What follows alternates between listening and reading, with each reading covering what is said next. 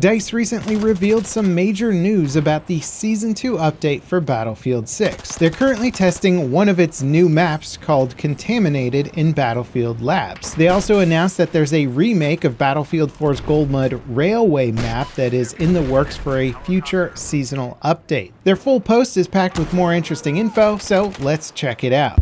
Now, naturally, gameplay footage of the Contaminated map has leaked all over the place, giving us a lot of insight into what the final version of the upcoming map might be like. It features some wooded areas and mountain ranges, and kind of gives me the vibe of Montagrappa meets maybe Zavad 311 or something like that.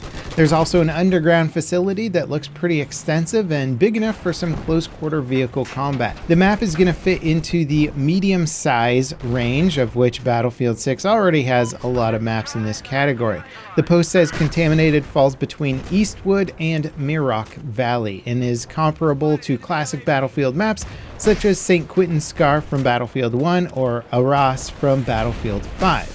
The official map artwork they shared is the only proper look at the map that I can show in a video due to copyright issues, but I think you could easily mistake this shot as something from like a Montagrappa map or something like that. Now, thankfully, it looks like DICE are aware that players are not overly eager for another medium-sized map. So, Golmud Railway, one of the most popular large-scale maps from Battlefield 4, is getting a remake for Battlefield 6. And according to the developers, this will not be a shrunken down version of the original map, but that doesn't mean that the playable area won't be more condensed. They said in the official post that Golmud is planned to be the largest Battlefield 6 map to date, giving us the opportunity to expand gameplay on a larger scale. We're bringing Golmud into Battlefield Labs early, as this will be a multi-session project. Through Labs, we want to test the changes such as large flight space, increased cover for aircraft, and other adjustments as the map evolves over time. Now, it seems unlikely that Golmud will launch with Season 2, but once it hits Battlefield Labs, there's probably going to be plenty of leaks to look at. Now, this map is an interesting choice. I'll admit, I never really got the appeal of Golmud. Even as a large-scale vehicle map, it was never my favorite, but there were always 24/7 Golmud servers on Battlefield 4, so people clearly liked the open layout for tank sniping and jet bombing runs. However, it was undeniably difficult to play as an infantry player, with only a few points you could get between with okay-ish cover before you were fully subjected to the wrath of jets, helicopters, and tanks.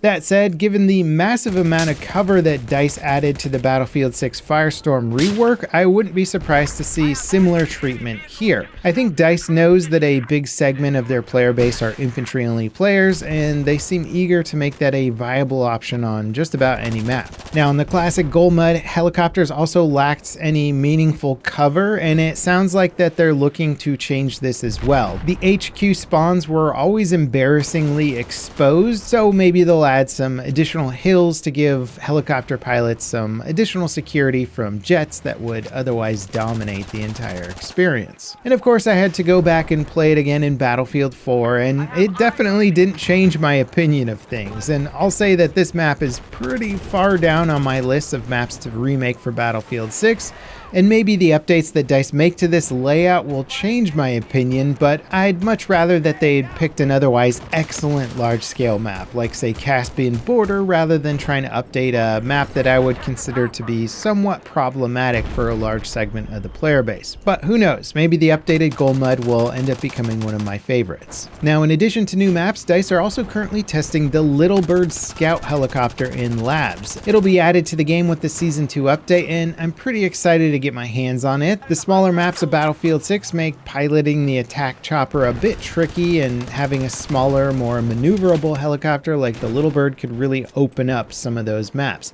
Manhattan Bridge is a good example of a map where a small, more agile helicopter could be a lot more fun to fly than, say, the attack chopper. I'm also looking forward to seeing expert pilots developing new maneuvers and routes through some of these denser maps. The Little Bird has historically been a difficult helicopter to balance, as the skill ceiling for it is quite high, and anti-air weapons and stuff like that have had a hard time of actually tracking them down. We'll see what DICE can do this time around. Now, outside of new content, DICE are also testing a ton of balance updates. They're testing aircraft radar as a new feature for a future update. They're also working on tuning rockets and vehicles for better balance. Things like hit registration, desync, time to death, and time to kill are all getting worked on as well. If you're into RedSec, DICE are testing a Battle Royale Solos mode, which could potentially come with its own tuning to keep a more consistent match pace with the other matchmaking options.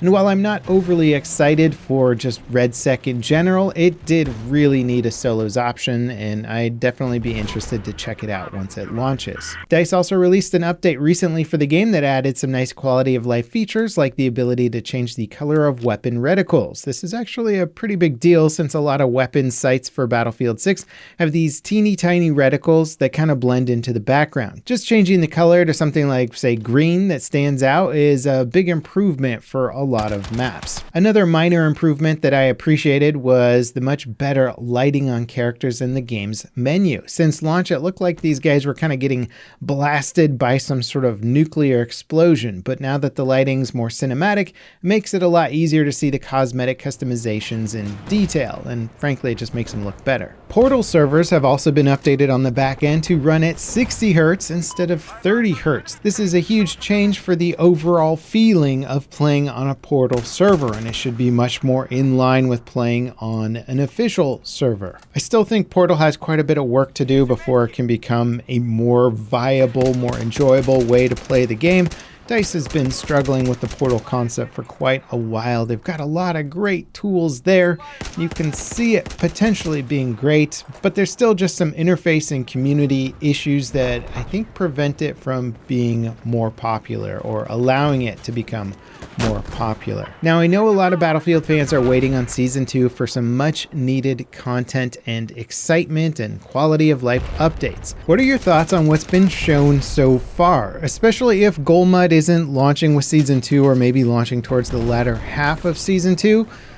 Do you think we're going to need something like, say, 4 maps to make Season 2 more exciting and to last longer and to hold your interest? Or do you think DICE is going to try and get away with lowballing us with another 2 maps per seasonal update and maybe a few weapons or vehicles here or there? I really hope they don't settle back into the old way of doing things, which is the trickle out form of content. I was hoping this time around they'd have things dialed in, but I wouldn't be lying if I didn't say I was a little concerned based on the leaks and the amount of content they've been advertising so far. I really hope there's more to come with this season. Up next, check out this video on the insane mod scene for Battlefront 2 that's kind of saving the game and turning it into a bit of a Battlefront 3 type experience. As always, guys, thank you so much for watching, and I'll see you next time. This is Level Cap signing off.